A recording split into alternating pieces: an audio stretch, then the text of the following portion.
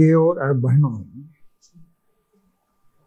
हम लोग आज भगवान बुद्ध और उनका धम्म इस ग्रंथ के ऐसे विषय पर पहुंचे हैं जो सर्वाधिक महत्वपूर्ण है। बुद्ध का चरित्र अभी तक हमने देखा, उसके बारे में बाबा साहब की अपनी विचारधारा थी, उसका भी जिक्र किया। अब यहाँ से आगे चलकर बुद्ध की जो मूल शिक्षा है और उसका जो प्रचार और प्रसार हुआ, इसके बारे में कुछ हकीकत जानने वाले हैं। प्रचार प्रसार के पहले बुद्ध की यही कहानी आगे चलती रहती है और बुद्धत्व प्राप्ति के पश्चात उनका चरित्र जो पाली त्रिपिटक में हमें दिखाई देता है, उसके बिल्कुल अनुसार इस किताब में सभी बातें लिखी हैं। कुछ बाबा साहब ने अपने स्वयं के विचार भी रखे हैं, लेकिन वो विचार विसंगत नहीं है, आलोचनात्मक नहीं है। ये विचार उन्होंने लिखे हैं बुद्ध की शिक्षा को और अधिक सुलभ करने के लिए, समझाने के लिए। तो ये भी बहुत ही महत्वपूर्ण बात है कि बुद्ध के बारे में, उनकी शिक्षा के बारे में जो भी संभ्रम है, उन संभ्रमों को मिटाने की बाबा साहब हरदम कोशिश करते रहे हैं। तो बुद्धत्व की उपलब्धि के बाद, जैसे कि हमने सुना है कि बुद्ध ये उपदेश किसको देना है, इसके बारे में सोच रहे थे। और फिर उन्होंने ये सोचा कि उनके साथ पहली जो 5 श्रमण रहा करते थे, जब वो साधना करते थे, तपश्चर्या करते थे, तब वे बहुत इच्छुक हैं, बिल्कुल ये ज्ञान पाने के लिए सक्षम है, क्योंकि मैं कुछ ज्ञान को पा लूंगा और उससे वो ज्ञान हमें भी मालूम होगा। इस विचार से ही, इस सोच से ही वो बुद्ध के साथ ठहरे थे तपश्चर्या करते वक्त। तो उनको निश्चय ही इस ज्ञान की जरूरत थी और उसकी प्रतीक्षा में वो बुद्ध के साथ ठहरे थे। तो इतनी इनकी तैयारी है वो जानने की, समझने की, तो वे ही हकदार हैं पहले इस ज्ञान को पाने के। और साथ ही साथ उनकी अपनी भी क्षमता है, योग्यता है, क्योंकि ज्ञान पाने की दृष्टि से ही उन्होंने सब कुछ छोड़ा था और मेरा साथ दिया था। और आज भी उसी मार्ग पर चल रहे हैं, कहीं ना कहीं खोज करते करते अपनी तरीके से। तो ये बिल्कुल उचित लोग हैं जो मेरी बात को समझ पाएंगे। आम जनता तो एकाएक से समझ नहीं पाएंगे। अगर इन्होंने ठीक से समझा तो मनुष्य के लिए मेरा ज्ञान ये कारगर हो सकता है, काम आ सकता है। तो ये सोचते हुए बुद्ध गया से निकले और वाराणसी की तरफ, जिसके करीब में सारनाथ था, और सारनाथ के मृगदा वन में वो 5 श्रमण ठहरे हुए थे। तो देखिए, बुद्ध गया से सारनाथ तक जाना लगभग 300 या 400 किलोमीटर है। इतनी यात्रा उन्होंने धूप काले में तय की। वैशाख पूर्णिमा कब आती है? मई में। तब उनको बुद्धत्व की उपलब्धि हो गई। और फिर 1 सप्ताह के बाद, 4 सप्ताह के बाद वो इस यात्रा पर निकले। तो वो जून का महीना था और जून महीने में उत्तर भारत में कितनी गर्मी रहती है, कितना बेहाल रहता है। इस बात को अगर हम सोचे तो उस वक्त बुद्ध ने ये इतनी लंबी यात्रा कैसे तय की होगी, इसका कुछ अंदाज कर सकते हैं। बहुत ही कष्टपूर्ण काम था, लेकिन किसी भी हालत में ये कष्ट उठाकर मानव जाति को अपना ज्ञान देना ही है, इस दृढ़ निश्चय से बुद्ध आगे बढ़ रहे थे। तो उनकी करुणा का अंदाज हम यहाँ पर भी कर सकते हैं कि उनके मन में कितनी करुणा थी, कितनी इच्छा जाग उठी थी कि नहीं, किसी भी हालत में मुझे अपना ज्ञान मनुष्य जाति को देना ही है। और फिर ऐसे दरमजल करते करते वे सारनाथ पहुंचे, मृगदा वन में पहुंचे। ये 5 ही श्रमण के कुटी में रहते थे और उन्होंने दूर से ही देखा कि श्रमण गौतम आ रहा है। अब तो बारिश भी शुरू हो गई थी, जुलाई का महीना था, आषाढ़ का पुराने इसमें, तो आषाढ़ में तो बारिश होती है, तो बारिश भी शुरू हो गई थी। वर्षावास के लिए वो ठहरे थे। वर्षावास की परंपरा प्राचीन परंपरा है, बुद्ध के पहले से शुरू हुई है। बुद्ध ने वर्षावास की परंपरा शुरू नहीं की, इस बात को ध्यान में रखें। ये पहले से चलती आ रही। जो श्रमण होते थे, सन्यासी होते थे, साधु होते थे, घर बार छोड़कर जो दर दर भटकते थे, हाँ, साधना के लिए, तपस्या के लिए, चाहे किसी भी लिए क्यों न हो, वे बरसात के दिनों में एक जगह ठहरते थे। ठहरना आवश्यक था कि बारिश के दिनों में बाहर तो नहीं रह सकते थे, खुले में तो बिल्कुल नहीं रह सकते थे, तो आश्रय की जरूरत होती थी। और साथ साथ भोजन पाने के लिए दर दर भटकने की सुविधा नहीं होती थी। तो ये प्राचीन परंपरा चलती आ रही है। तो ये वहाँ ठहरे थे। अब बाबा साहब अपनी किताब में लिखते हैं, उन 5 ने जब बुद्ध को आते देखा तो उन्होंने आपस में तय किया कि वे बुद्ध का स्वागत नहीं करेंगे, क्योंकि उन्होंने सोचा अभी ये अकेला था, उसके लिए काफी कष्टप्रद था। भिक्षा तो हम लाते थे, हम उनकी मदद करते थे, सेवा करते थे।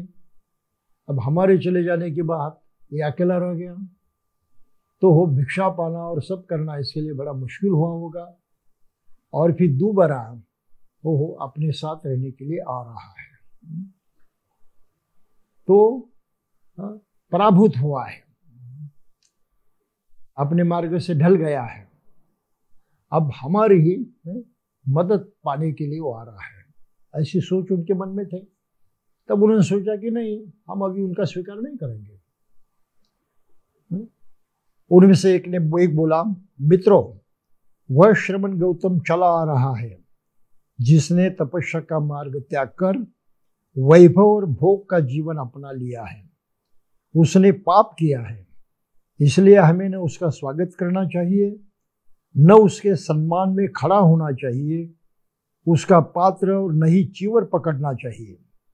हम उसके लिए केवल एक आसन रख देंगे, इच्छा होगी तो वह उस आसन पर बैठ जाएगा। इस पर सब सहमत हो गए। लेकिन जब बुद्ध समीप पहुंचे तो वे 5 परिव्राजक अपने निर्णय पर दृढ़ न रह सके। बुद्ध के व्यक्तित्व ने उन्हें इतना प्रभावित किया कि वे सभी अपने आसन से खड़े हो गए। एकाएक से इनका प्रभाव इतना भारी था कि सोचा था तो उन्होंने एक, लेकिन जैसे सभी पा गए वो तुरंत उठकर खड़े हो गए। एक ने बुद्ध का पात्र लिया, आगे बढ़ा, पात्र भी लिया। एक ने चिवर संभाला, एक ने आसन बिछाया और एक अन्य पाँव धोने के लिए पानी ले आया। ये पाहुनेयो इस तरह से होता है, पानी धोने के लिए। तो इस प्रकार उन्होंने स्वागत किया, बिना सोचे, एकाएक से, बिल्कुल उत्स्फूर्त ढंग से उन्होंने स्वागत किया। तो बाबा साहब ने इस पर अपना मत दिया है, अपनी राय लिखी है यहाँ। वास्तव में एक अप्रिय अतिथि का यह असाधारण स्वागत था। बुद्ध तो उनको प्रिय नहीं थे, अप्रिय थे, फिर अतिथि बनकर आए थे और उन्होंने इतने सम्मानपूर्वक उनका स्वागत किया। तो अप्रिय अतिथि का असाधारण, बिल्कुल अनोखा ऐसा उसका स्वागत था। तो इसे एक बात पता चलती है कि बुद्ध का अपना व्यक्तित्व बहुत ही प्रभावशाली था, बहुत ही। यहाँ तक कि जब वो बुद्ध गया से निकले वाराणसी की तरफ जाने के लिए, तब उनको एक वूपक नामक सन्यासी मिला था। वो नग्न था। बुद्ध का व्यक्तित्व देखकर वो बहुत प्रसन्न हुआ, बहुत प्रभावित हुआ और जा रहा था अपने रास्ते से, लेकिन रुक गया। बुद्ध के समक्ष आया और बड़े आश्चर्यचकित होकर उसने बुद्ध से पूछा, क्या आप ईश्वर हैं? तो देखिए, ईश्वर एक बहुत ही सुंदर, बहुत ही प्रभावशाली ऐसा व्यक्तित्व है, अनोखा व्यक्तित्व है। कि अनोखा व्यक्तित्व उसको जंच गया कि शायद ईश्वर होंगे। तो बुद्ध का व्यक्तित्व इतना प्रभावशाली था। बुद्ध ने कहा नहीं। फिर उस सोचने लगा, आप गंधर्व हैं? बुद्ध ने कहा नहीं। आप यक्ष हैं? बुद्ध ने कहा नहीं। आप किन्नर हैं? बुद्ध ने कहा नहीं। फिर तो बहुत ही गड़बड़ा गया। जितने हैं श्रेष्ठ जीव होते हैं, खासकर मनुष्य होते हैं, इनमें से तो है नहीं। दिखाई देता है तो मनुष्य ही, लेकिन कहता है कि मैं वो नहीं हूं। तो फिर आखिर पूछता, मानव है? बुद्ध कहते नहीं। तो बिल्कुल ये गड़बड़ा गया, मानव भी नहीं है कौन आखिर? तो बड़े व्याकुलता से उन्होंने सवाल पूछा कि आखिर आप है कौन? और तो बुद्ध ने उनसे कहा था कि भाई, चाहे मानव हो या देवता हो, यक्ष, किन्नर, गंधर्व, कोई भी हो, ये सभी अपने वासना विकारों से बंधे हुए हैं, इसके अधीन है, इसलिए दुख में जकड़े हुए हैं। मैं एक ऐसा प्राणी, मनुष्य हूं, मनुष्य तो हूं मैं, लेकिन एक ऐसा मनुष्य हूं मैं जिसने ये सब वासना विकारों के बंधन तोड़ डाले हैं, नष्ट कर दिए हैं। सभी सुखों को मैंने प्राप्त कर लिया है। अगर तुम्हें मुझे पहचानना है और मुझे संबोधित करना है तो हे उपक, मुझे बुद्ध नाम से जानो। तो बुद्ध ने अपना परिचय दिया था उस उपक को, लेकिन उपक समझ नहीं पाया, उसके दिमाग में ये बातें नहीं आई। उसने सोचा शायद होगा भी, ऐसे कहकर वो चल दिया। तो इतना बुद्ध का प्रभावशाली व्यक्तित्व था, और ऐसे बुद्ध को जब 5 श्रम उन्होंने देखा तो उन पर भी वैसा ही प्रभाव हुआ। वो भी बहुत ही प्रसन्न हुए और बड़े उत्साह से उन्होंने उनका स्वागत किया। इस प्रकार जो उपेक्षावान थे वे श्रद्धावान बन गए। उन्हें तो उपेक्षा की थी, दुर्लक्ष्य किया था, बुद्ध की कोई कीमत नहीं की थी। उनमें इतना परिवर्तन हो गया कि वह श्रद्धावान बन गए, बिना कुछ कहे, केवल बुद्ध को देखते देखते ही। तो यह हकीकत बहुत ही सही ढंग से यहाँ पर लिखी है, पाली त्रिपिटक में ऐसा आया है। फिर क्षेम कुशल की बातचीत हो चुकने के बाद परिव्राजकों ने बुद्ध से प्रश्न किया कि क्या अब भी तपश्चर्या तथा काय क्लेश में उनका विश्वास था, कि क्या तुम अभी भी वही कर रहे हो जो कर रहे थे? आत्मक्लेश कर रहे तो शरीर को बड़ी दंडित कर रहे थे, तपश्चर्या कर रहे थे, क्या आप अभी भी वही कर रहे हो? बुद्ध का उत्तर नकारात्मक था, नहीं, मैं नहीं कर रहा। बुद्ध ने कहा, फिर उन्होंने क्या, फिर क्या कर रहे थे? तो बुद्ध ने फिर उनको कहा कि देखो, 2 सिरे की बातें होती है, एक तरफ और दूसरी बिल्कुल उसके उल्टे दूसरी तरफ 2 सिरे की बातें होती है, जिसको अति कहा गया है। एक काम भोग का जीवन और दूसरा काय क्लेश का जीवन है। और ये दोनों अंत जो हैं, इनको जिसने सत्य की खोज करने के लिए ये प्रबज्जा ली है, घर बार छोड़ा है, उसने इसका अवलंब नहीं करना चाहिए, उस मार्ग से नहीं जाना चाहिए, उसको टाल देना चाहिए। एक का कहना है खाओ पियो मजा उड़ाओ, क्योंकि कल तो मर ही जाना है। दूसरे का कहना है सभी वासनाओं का मूलच्छेद कर दो, क्योंकि वे पुनर्जन्म का कारण है। उन्होंने दोनों को आदमी के योग्य नहीं माना, किसी भी आदमी के काम की चीजें नहीं। वे मध्यम मार्ग को मानने वाले थे। बुद्ध ने, बाबा साहब ने लिखा है मध्यमा पतिपता, जो कि न तो काम भोग का मार्ग है और न काय क्लेश का मार्ग है। बुद्ध ने परिवाजकों से कहा, मेरे इस प्रश्न का उत्तर दो कि जब तक तुम्हारे मन में सांसारिक अथवा अलौकिक भोगों की कामना बनी रहे, क्या तुम्हारा समस्त काय क्लेश व्यर्थ नहीं होगा? तुम अपने शरीर को बहुत दंडित कर रहे हो, तो तपस्या कर रहे हो, लेकिन मन के अंदर ये काम वासना, सभी भोगों की वासना तो कायम है, वो हटी नहीं, तो तुम्हारा ये सब कष्ट बेकार है, कोई फायदा नहीं उसका। उन्होंने उत्तर दिया, जैसा आप कहते वैसा ही है। काय क्लेश का शोक संतप्त जीवन गुजारने से आप काम तृष्णा से कैसे मुक्त हो सकते हैं? उसी भावना में रहकर, उसी मानसिकता में रहकर आप उससे कैसे छूट सकते हैं? आप तो अंदर है उसके अंदर, आपने छोड़ा नहीं। उन्होंने उत्तर दिया, जैसा आप कहते वैसा ही है। जब आप अपने आप पर विजय पा लेंगे तभी आप काम तृष्णा से मुक्त होंगे। जब तक आप में सांसारिक काम भोग की कामना न रहेगी, और तब आपकी स्वाभाविक इच्छाएं आपको दूषित नहीं करेंगी। आपको अपनी शारीरिक आवश्यकताओं के अनुसार ही खाना पीना ग्रहण करना चाहिए। सभी तरह की विषयाक्ति कमजोर बढ़ाती हैं। विषयों में आसक्त सब प्राणी वासनाओं का गुलाम होता है। सभी काम भोगों की इच्छा करना अपमानजनक और अभद्र है। लेकिन मैं तुम्हें कहता हूं, शरीर की स्वाभाविक आवश्यकताओं की पूर्ति करना बुराई नहीं है।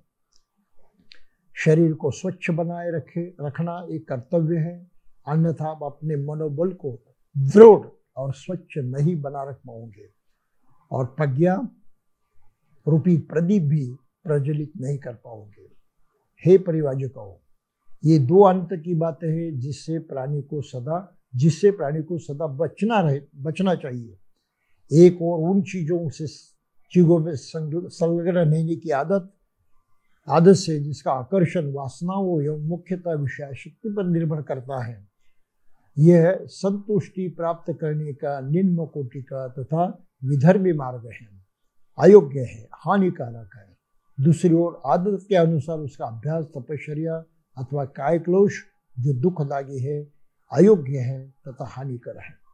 इन दोनों सिरों की बातें से अलग एक मध्यम मार्ग है। ये समझ लो कि यही मार्ग है जिसका मैं उपदेश देता हूँ। तो परिवाजकों ने ये बात बिल्कुल ध्यान से सुनी। यह न जानते हुए कि बुद्ध के मध्य मार्ग का क्या उत्तर दें, उन्होंने प्रश्न किया, जब हम आपको छोड़कर चले आए थे तो उसके बाद आप क्या करते रहे? तो ये आगे की बात बाबा साहब ने अलग ढंग से लिखी है। जो पाली सूत्र है उसमें मूल जो है, जो अब तक हमने पढ़ा, वही विषय पाली में आया है।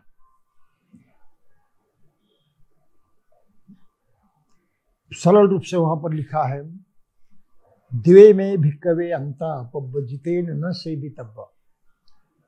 ये अति की दो बातें हैं। जो प्रवज्जित हुआ है उसने उसको मानना नहीं चाहिए, उसका ग्रहण करना नहीं चाहिए। कतमे दो, कौन सी दो बातें हैं? योचाय काम सुखल्य काम योगो, ये वासना विकारा में, काम वासना में रत रहना, जो कैसा है, हीन है, यानी निचला मार्ग है। गम्मो है, यानी ग्रामीण है, देहाती है। पोथुजनिको है, जो सामान्य लोग हैं उनके लिए वो मार्ग है। अनरियो, ये श्रेष्ठ नहीं है। अनर्थ संहितो, लेकिन बहुत ही अनर्थ करने वाला है, इसलिए उससे मुक्त होना चाहिए। योचाय अत्त किलमथानुयोगो, उसके उल्टे हैं स्वयं को देह दंड देना, स्वयं को दुख देना, कष्ट देना। दुखो, वो तो दुख देने वाला है। अनरियो, वो श्रेष्ठ नहीं है। अनर्थ संहितो, वो भी अनर्थ करने वाला है। एतेको भिक्खवे उभे अन्ते उपगम्म उपपगम्म मध्यमा पटिपदा तथागतेर अभिसंबुद्धा। ये दोनों बातें जानकर तथागत बुद्ध ने मध्यम मार्ग का उपदेश किया, जाना है और उसको उपदेश किया। वो कैसा है? चक्षु करनी, आंखें खोलने वाला है। न्याय करनी, ज्ञान देने वाला है। उपसमाय, शांत करने वाला है।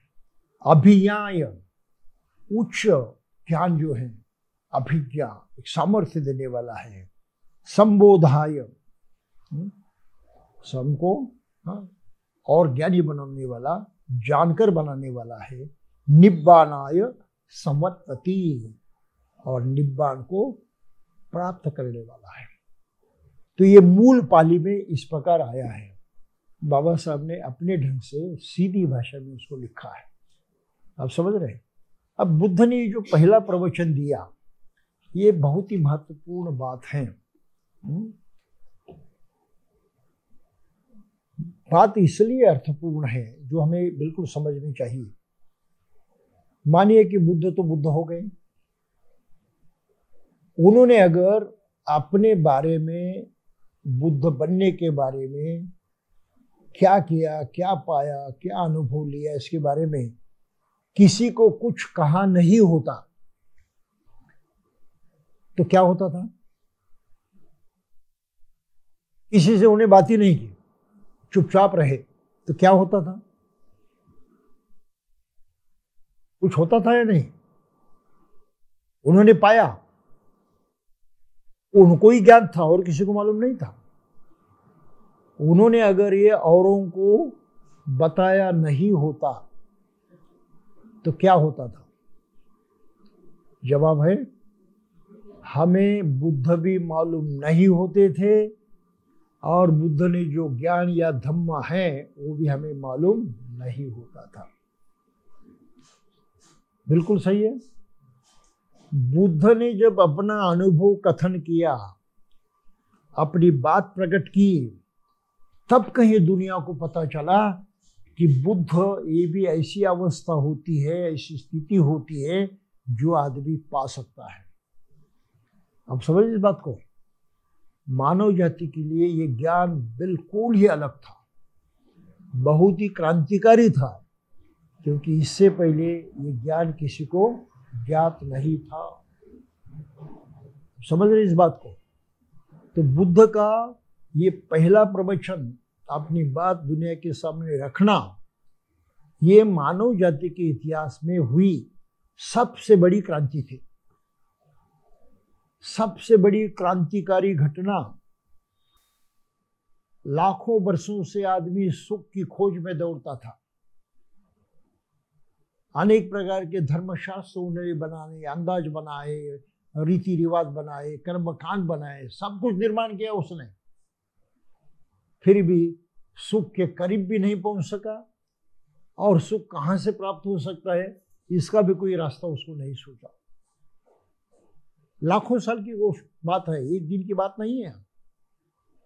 पूरे समूचे मानव जाति में पहली दफा हुआ कि किसी मानव ने मनुष्य की जो सबसे बड़ी अपेक्षा है उसको पाया, उसको प्रत्यक्षात उतारा, और स्वयं वो लोगों के सामने प्रकट करने के लिए तैयार हुए। तो बुद्धत्व की प्राप्ति से भी बढ़कर बुद्ध ने अपने अनुभव को बयान किया, बताया, वो क्रांतिकारी बात थी। संपूर्ण मनुष्य जाति में इस बात पर हमको बल देना है, गिने गिने लोगों के बारे में नहीं, संपूर्ण मानव जाति में ये महान क्रांतिकारी समय था जब बुद्ध ने अपने अनुभव कथन किया। और जो अनुभव उन्होंने बताया, मैंने कैसे किया, किस तरह से पाया, वो अनुभव ही उनका धम्म कहलाता है। ये सोच विचार का मामला नहीं है, ये सोच विचार का मामला नहीं है, कल्पनाओं का मामला नहीं है। ये तो प्रत्यक्ष अनुभव, मैंने ऐसे ऐसे ऐसे किया, ये घटना घटी है। और ये अनुभव जो बुद्ध ने जैसे कि वैसा सामने रखा, तो बुद्ध के इस निजी अनुभव को ही धम्म कहते हैं। आप समझ रहे इस बात को? ये केवल विचार नहीं है, केवल सोच नहीं है, केवल कल्पना नहीं है, ये निजी प्रत्यक्षात अनुभव की हुई बात उन्होंने की है, जिसको धम्म कहा जाता है। तो ये समझना जरूरी है।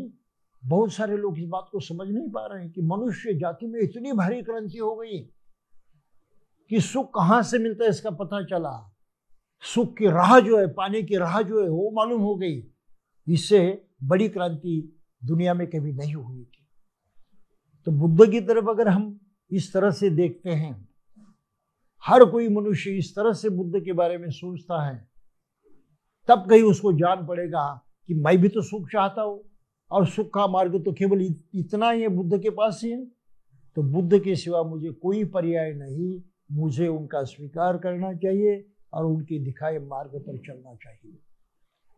ये हर इंसान की जरूरत है, जो मनुष्य है उस हर मनुष्य की जरूरत है।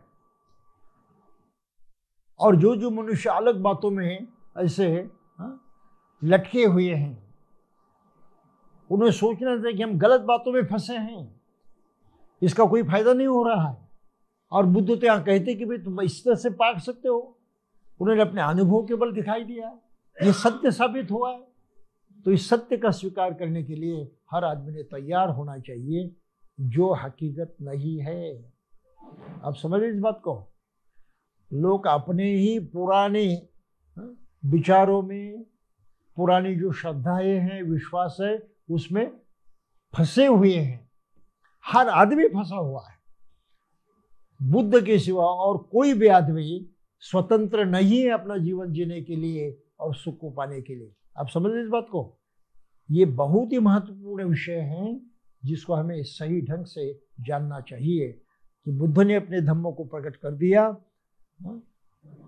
तो मनुष्य जाति के इतिहास में क्रांति आ गई, महान क्रांति। इससे बढ़कर क्रांति मनुष्य जाति में कभी नहीं हुई थी। अब ये जो धम्म का उपदेश देना है, उसको पाली भाषा में कहा है धम्म चक्र प्रवर्तन, धर्म चक्र प्रवर्तन।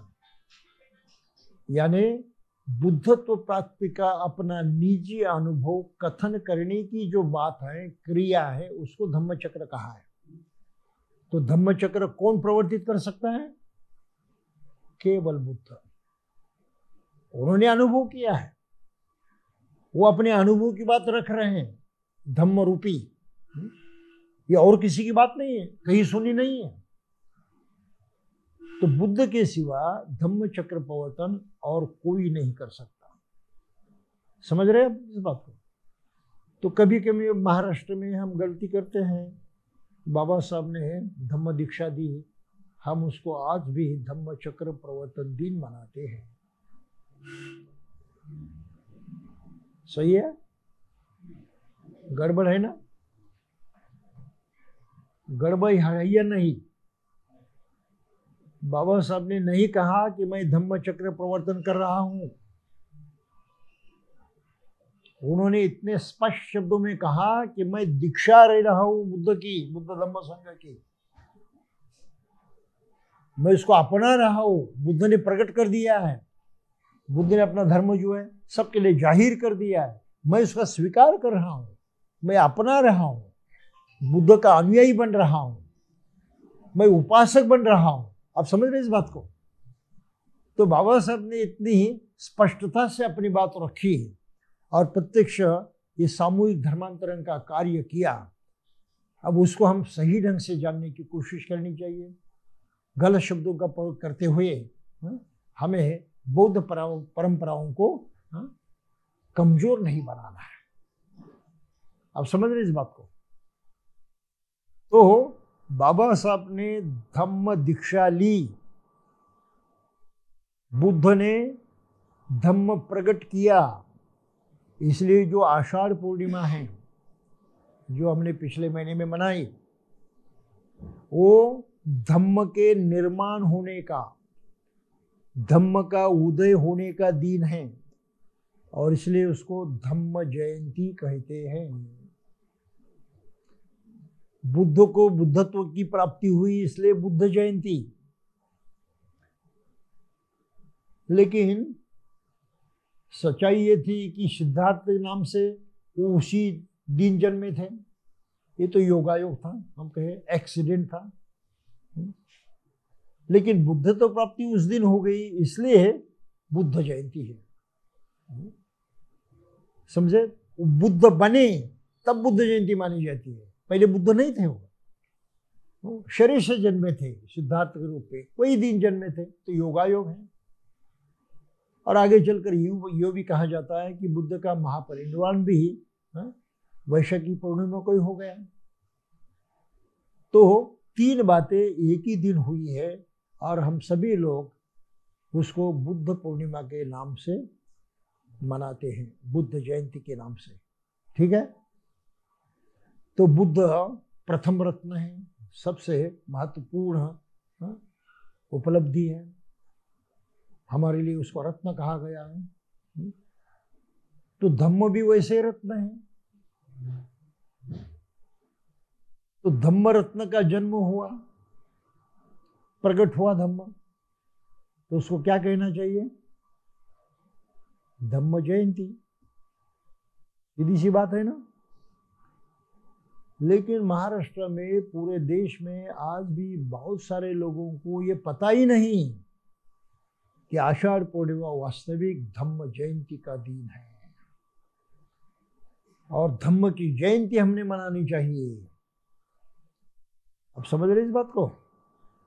हम उस दिन को कैसे मनाते हैं? बहुत कुछ उल्टा सीधा कर देते हैं। धम्म का महत्व हमने खो दिया है, छोड़ दिया है। हम कहते वे आषाढ़ पूर्णिमा का तो भिक्षुओं का वर्षावास शुरू होगा। ये कौन सी बड़ी बात है? इसको कोई महत्व नहीं है। श्रमण तो पहले से वर्षावास शुरू करते थे, ये नई बात है ही नहीं। और उस दिन का महत्व केवल इतनी छोटी सी बात में समा हुआ नहीं है। आप समझ रहे इस बात को? लेकिन इसको ही हम इतना बढ़ावा देते हैं, इतना बढ़ावा देते हैं, इतना जोर देते हैं, ये गलत है। धम्म जयंती को धम्म जयंती के तौर पर ही मनाना चाहिए और इस आचरण पर जोर देते हैं बौद्ध राष्ट्रों में। ये दुनिया में, खासकर बौद्ध राष्ट्रों में सबसे बड़ा त्योहार माना जाता है आषाढ़ पूर्णिमा। बौद्ध जगत में सबसे बड़ा त्योहार माना जाता है। इससे बढ़कर बुद्ध जयंती भी नहीं है, क्योंकि बुद्ध ने बताया नहीं होता तो बुद्ध का भी पता नहीं चलता था। तो धम्म जयंती का इतना महत्व माना जाता है। विहारों में इतनी भीड़ होती है, लोग उपोषण का पालन करते हैं और इतना दान देते हैं कि पूछो मत। दान की कोई सीमा नहीं रहती। वो मंगल दिन होता है, बहुत ही कल्याणकारी दिन माना जाता है। हर आदमी बिल्कुल इसमें स्वयं को झोंक देता है और जितना करे उतनी करने की कोशिश करता है। इतना उत्साह उन लोगों में रहता है धम्म जयंती के कारण, आषाढ़ पूर्णिमा। और फिर बहुत सारे लोग, कम से कम हम कुछ दिनों तक बुद्ध की शिक्षा पर अमल करेंगे, पूरा समय दे देंगे, तो श्रामणीर बन जाते हैं, भिक्षु बन जाते हैं 1 महीने के लिए, 3 महीने के लिए वर्षावास के दौरान। और ढेर सारे उपासक ये सोचते कि नहीं हर दिन उपोषित करेंगे, ये जीवनचर्या हुई है हमारी, धम्म का आचरण करना है, धम्म प्राप्त हुआ है, सुख की ओर जाने का रास्ता प्राप्त हुआ है, हम चलेंगे उस पर, रुकेंगे नहीं। तो ये मानसिकता बौद्ध देशों में होती है। दान तो लगातार देते रहते, एक दिन खाली नहीं जाता दान देने के लिए। बिहारों में ढेर सारी चीजें आती है,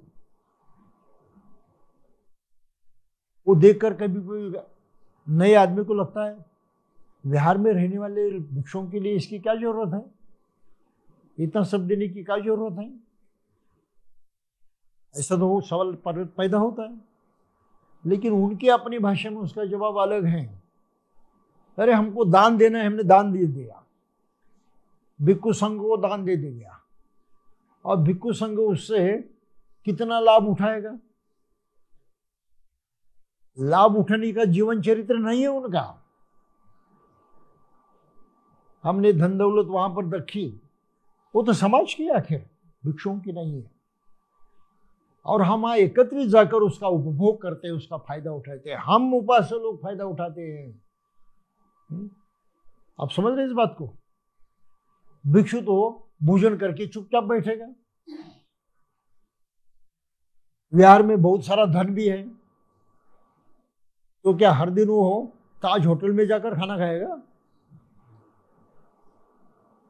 ये तो संभव नहीं है ना। कई होटल में जाकर खाएगा ही नहीं वो तो केवल लोगों ने दिया है उस पर ही निर्भर करेगा। तो इतना धन बिहार में किसके काम का? उसके तो काम का नहीं। अब वस्त्र पहनना है तो चीवर है, कितना कीमती चीवर पहनेगा? रेशम का पहनेगा ज्यादा से ज्यादा, ये तो है। और फैशन करने का तो मौका ही नहीं है, ये भी तो सही है ना। तो कितने रेशम की चीवर पहनेगा? तो जो धन दौलत बिहारों में इकट्ठा होती है उसको वैसे कोई लाभ नहीं। वो तो उसकी रक्षा करने वाला है, रखवालदार है। और इन सभी चीजों का आम जनता को किस तरह से लाभ होगा उस तरफ ध्यान देने वाला है। तो ये सभी धन जो है आखिर जनता के लिए न्यायपूर्वक जिसकी जरूरत हो उसको सही ढंग से देने की, वितरित करने की बहुत भारी जिम्मेदारी संघ उठाता है। निस्वार्थ सेवा जिसे कहते हैं, वो निस्वार्थ सेवा इस प्रकार से निर्माण होती है। को समझ में आता है? और फिर रहने के लिए वो क्या करेगा? महल थोड़ी बनवाएगा, उसकी जरूरत नहीं है। वो रहता है बिहार में, जो सुविधा है उतनी काफी है। कल उसके दिमाग में आ गया कि नहीं मैं और कहीं चला जाऊंगा, निकल जाएगा, वो कुछ भी साथ नहीं ले जाएगा। आप समझ इस बात को? तो ये परंपरा है, इसलिए इस दिन लोग धम्म के लिए इतना दान देते हैं, इसका हिसाब नहीं होता। मैंने श्रीलंका में देखा, एक विहार में, जंगल में विहार था, गांव करीब कहीं नहीं था। हम वहां गए थे तो वहां इतना सामान आया था दान में, 2-3 ट्रक बाहर खड़े थे, उनमें से उन्होंने सामान उतारा, बहुत बड़ा मंडप लगाया था, उसमें सब रख दिया, क्योंकि अंदर रखने के लिए जगह नहीं थी। आश्चर्यचकित हो गए हम लोग, मैं और मेरे दूसरे मित्र बनते आनंद। हमें क्या है? हमने पूछा लोगों से, कुछ नहीं, ये तो समाज की दौलत है। भिक्षु तो केवल रक्षा करने वाले, संभालने वाले हैं, उनके लिए इसका कोई फायदा नहीं। लेकिन हम विश्वास के साथ उनके हाथ में सौंप देते हैं, क्योंकि वो आम जनता के काम आता है, जिसको जरूरत होती है उस तक पहुंचता है, सभी को न्याय मिलता है। और निस्वार्थ भाव से न्याय करने की जो जिम्मेदारी है वो संघ की जिम्मेदारी है। कुछ समझ में आता है?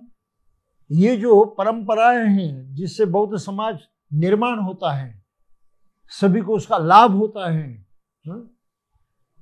हर दिन की जो कोई कठिनाई है उस पर भी कुछ इलाज होता है। ये बात हमारे देश में अब तक निर्माण नहीं हुई और बाबा साहब चाहते थे इस प्रकार का सहयोग कि हम एक दूसरे के काम आए।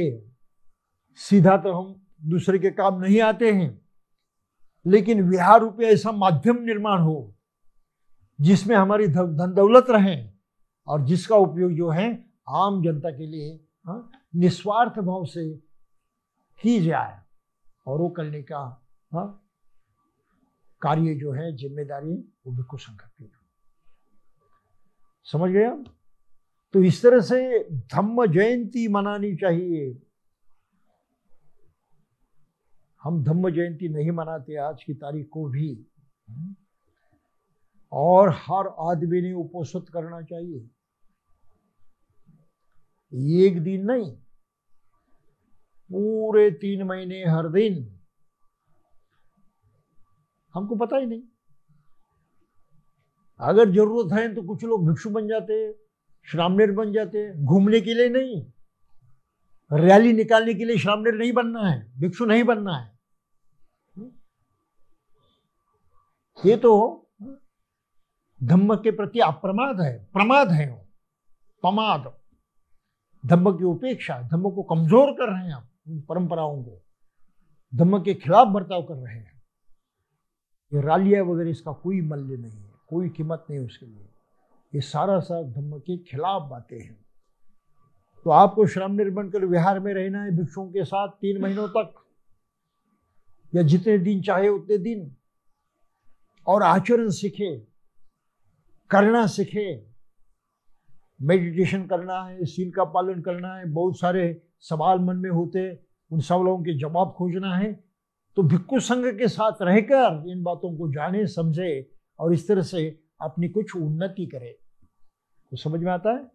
ये परंपरा है।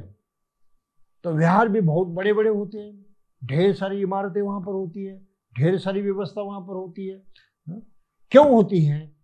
तो जो भी आदमी चाहे इस सभी सुविधाओं का पूरा लाभ उठा सके। तो इस प्रकार की संस्कृति बाबा साहब चाहते थे। इसके कारण जो पिछड़े जाति वर्ग के लोग हैं वे अपने स्वयं के बलबूते पर खड़े रहकर अपना कल्याण कर पाएंगे। एक आदमी अपना कल्याण नहीं कर सकता, सरकार भी किसी का कल्याण नहीं कर सकती इस तरह से। गिने गिने लोग भी किसी का ज्यादा कल्याण नहीं कर सकते। कुछ कल्याणकारी बातें कर सकते हैं जरूर, लेकिन सही में कल्याण तो सभी लोग अगर मिलकर करेंगे तो होता है, उससे कोई छूटता नहीं। आप समझ रहे हैं इस बात को? तो इस तरह की समाज व्यवस्था का निर्माण करना आवश्यक है, जो कार्य हम लोग करने की कोशिश कर रहे हैं। लेकिन इसका मूल तत्व हमें कहाँ दिखाई देता है? बुद्ध के इस पहले प्रवचन में। तो बाबा साहब ने धम्म दीक्षा ली। क्यों ली इसका कारण मैंने बताया कि समाज का कल्याण होने का यही एकमात्र रास्ता है, दूसरा नहीं। और सभी लोगों ने मिलजुल कर एक विचार से, एक सोच रखरो करना चाहिए। इसलिए सभी ने धम्म दीक्षा लेकर बौद्ध बनना जरूरी है। और जिस दिन बाबा साहब ने धम्म दीक्षा दी उसको लेकर भी हम लोग विवाद करते हैं, जरा उस पर भी चंद शब्दों में कुछ कहना जरूरी है। एक तो हम उसको गलती से धम्म चक्र प्रवर्तन दिन कहते हैं, गलती है वो। बाबा साहब ने धम्म का स्वीकार किया। 1000 वर्षों से भी अधिक समय तक बुद्ध और धम्म भारत के बाहर था। यहां से बुद्ध को और धम्म को देश के बाहर कर दिया था, निकाल दिया था।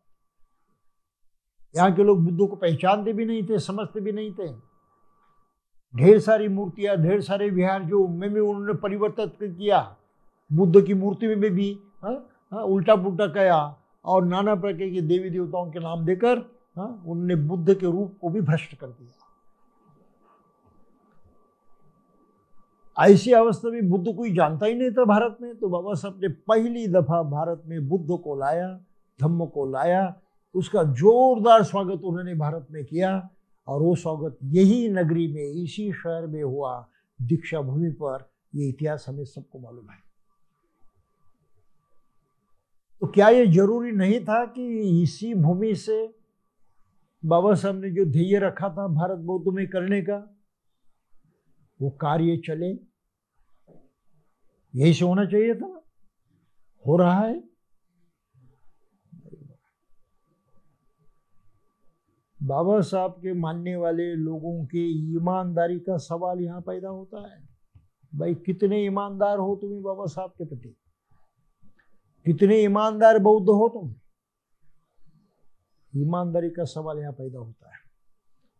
जिस उम्मीद से बाबा साहब ने बुद्ध और धम्म को यहां पर लाया इस देश में, और घोषणा कर दी कि मुझे भारत बौद्ध में बनाना है, सामान्य बात नहीं, पूरे भारत को मुझे बौद्ध में बनाना है, तो उसके लिए उतने जोर शोर से प्रचार प्रसार तो होना चाहिए ना, इतने सही ढंग से लोगों को बौद्ध बनाना चाहिए ना। और ये सब कार्य जो है उस दीक्षा भूमि से होना चाहिए था। ये कम से कम मेरी तो अपेक्षा है, और ये सही प्रतीत होती है। नहीं हुआ तो समझ में आया, तो हमने उस दिन को ही बर्बाद कर दिया, गलत नाम दे दिया धम्म चक्र प्रवर्तन। लोग कहने भाई क्या करें, हमको क्या करना है, धम्म चक्र प्रवर्तन है, हमको क्या करना है, कुछ भी तो नहीं। तो सभी लोग शांत हो गए। करना क्या है उस दिन? अब दीक्षा भूमि पर जाने वाले लोग क्या करते हैं बताइए मुझे, क्या करते हैं? ज्यादा से ज्यादा लाइन में खड़े रहकर बिहार में जाकर वंदना करते और कुछ करते हैं? ये तो कहीं पर भी किया जा सकता है, क्या फायदा है उसका? समझ में नहीं आया? उस दिन दीक्षा भूमि पर जाने वाले आदमी के मन में ये ख्वाहिश होनी चाहिए कि मुझे बुद्ध के मार्ग पर चलना है, मुझे बुद्ध धर्म का स्वीकार करना है।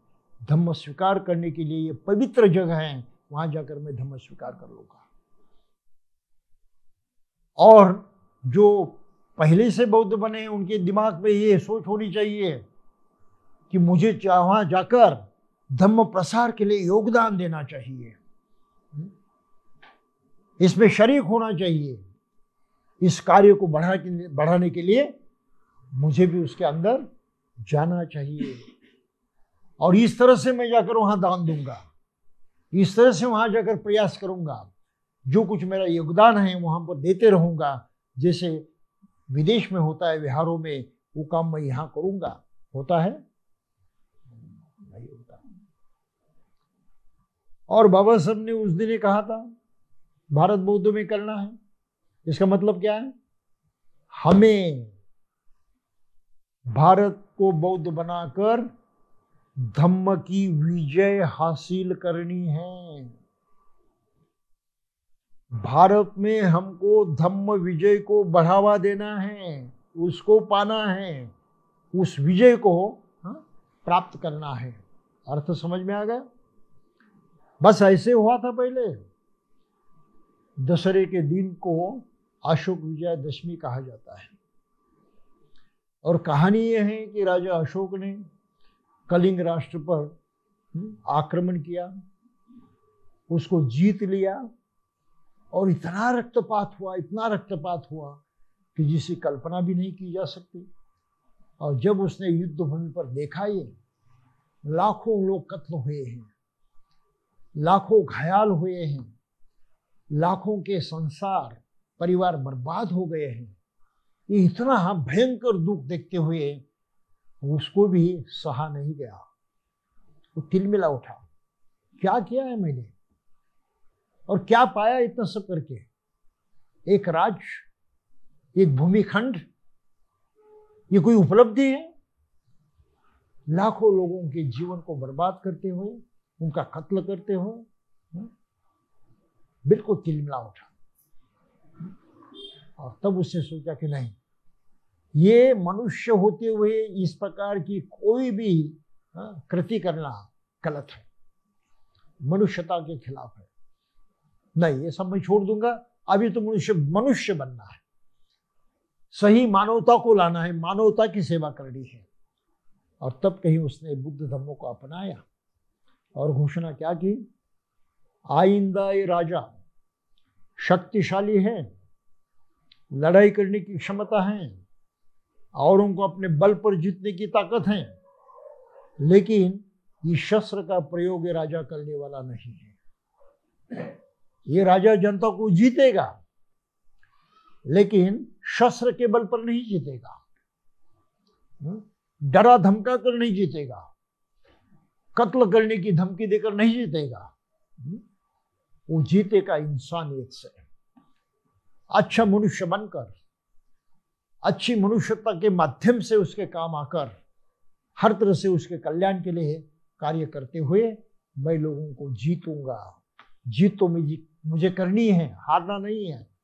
तो अभी जो शस्त्र की जीत थी वो मैंने त्याग दी है, अब मेरी जीत होगी धम्म के माध्यम से।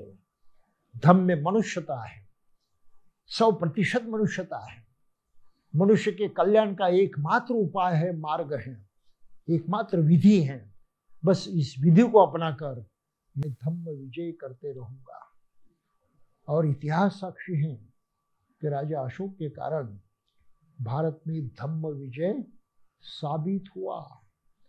भारत बौद्धमय बना और उस समय भारत में सही अर्थ से उसके बाद राजा अशोक के इस कर्तृत्व के बाद भारत सोने की चिड़िया कहलाने लगा। इतनी प्रगति हुई थी कि इतना विकास हुआ था, इतना लोगों का कल्याण हुआ था।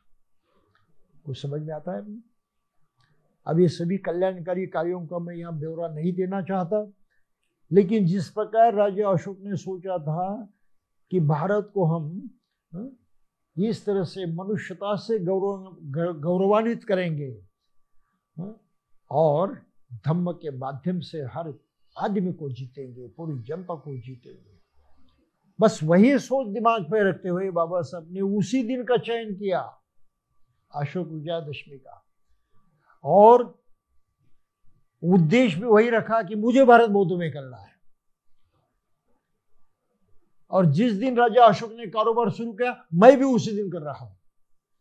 अब समझ इस बात को, कितनी ऊंची सोच थी, कितनी बेहतरीन योजना थी और कितना मंगलमयी कार्य उन्होंने अपनाया था। इसके बारे में हमें सोचना चाहिए।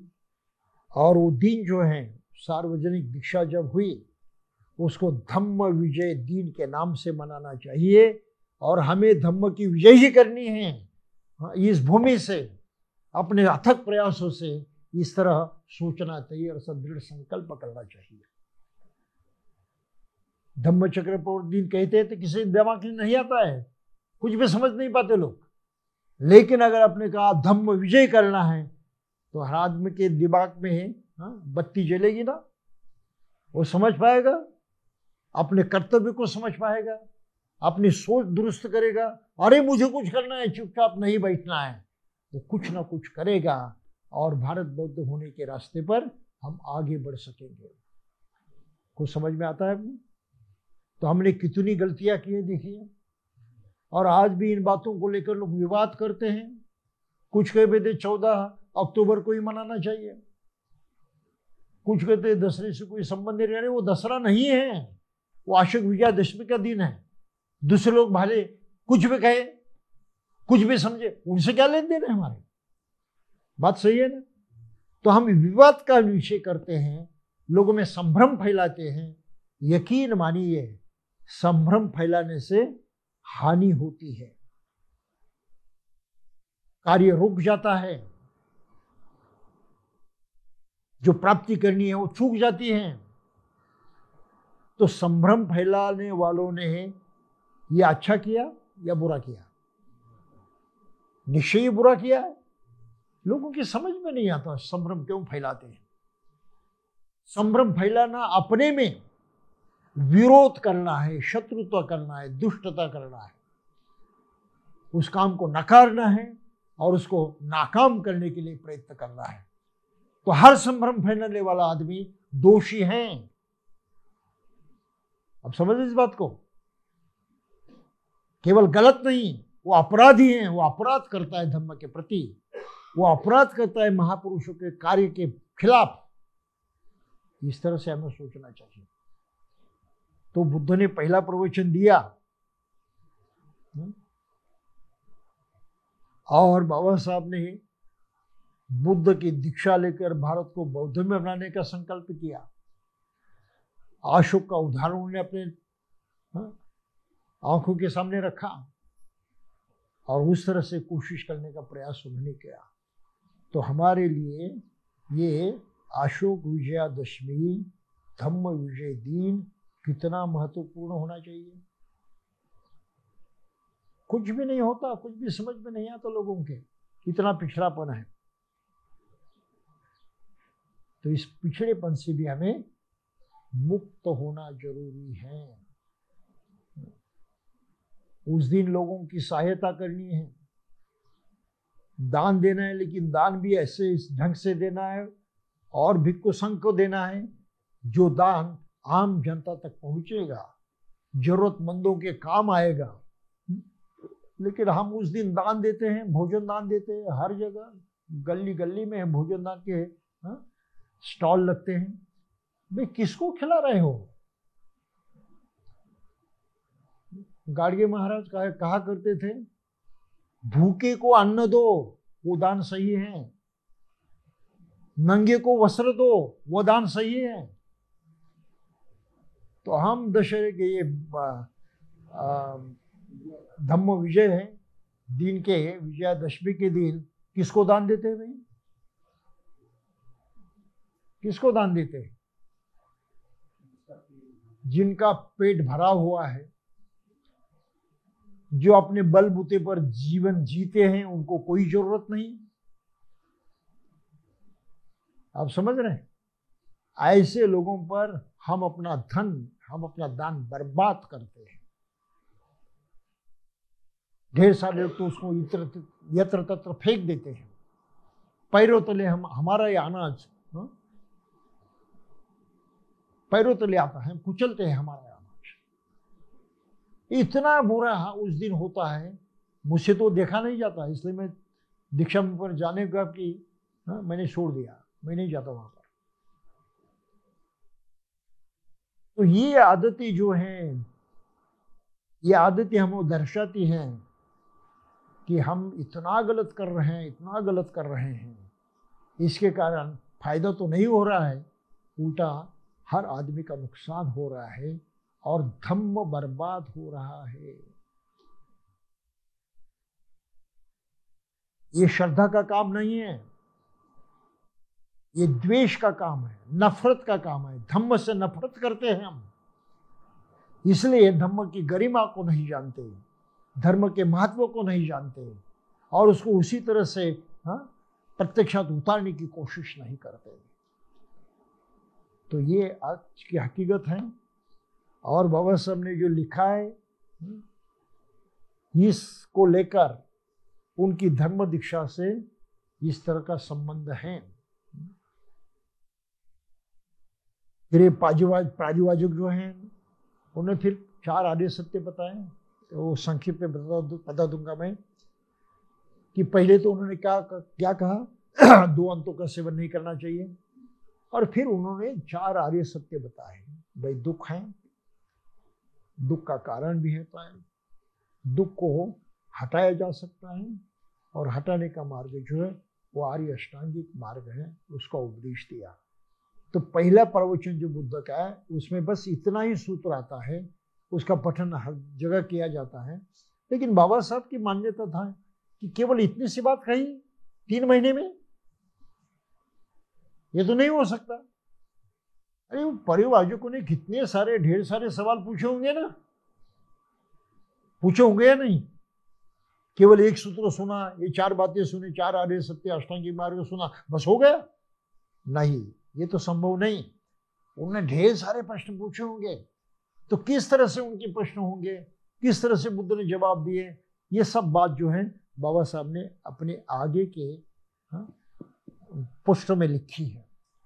तो इसको मैं समझता हूं अगली बार देखेंगे। और दूसरी भी बात जाते जाते देखनी ये है कि केवल पाली का सूत्र ही बुद्ध ने समूचा नहीं माना, उसमें उन्होंने अपनी ओर से और कुछ विस्तार पूर्वक बातें कही हैं ताकि लोगों के समझ में आए सही क्या है और वो उसको आकलन कर पाए जिससे उनका फायदा होगा। तो ये सभी जो सूत्र है उसका अध्ययन मैं समझता हूँ अगली बार करेंगे। आपके लिए तो अपना समय खत्म हुआ है। मैं आपको धन्यवाद देता हूँ सुनने के कारण। आप इसके बारे में जरूर सोचिए, बहुत माने रखने वाली बात है, बहुत महत्वपूर्ण बात है और ये महत्वपूर्ण बात हम सही ढंग से समझ कर अगर सुधार करेंगे तो हमारे लिए उज्जवल भविष्य है। अगर हमने सुधार नहीं किया तो कुछ अर्थ नहीं हमारे अध्ययन का और ये सब कुछ जानने का। तो आप इस तरह से विचार करेंगे, सोचेंगे, इस तरह से कामना करते हुए मैं आपको धन्यवाद देता हूँ और यहीं पर रुकता हूँ। जय भीम।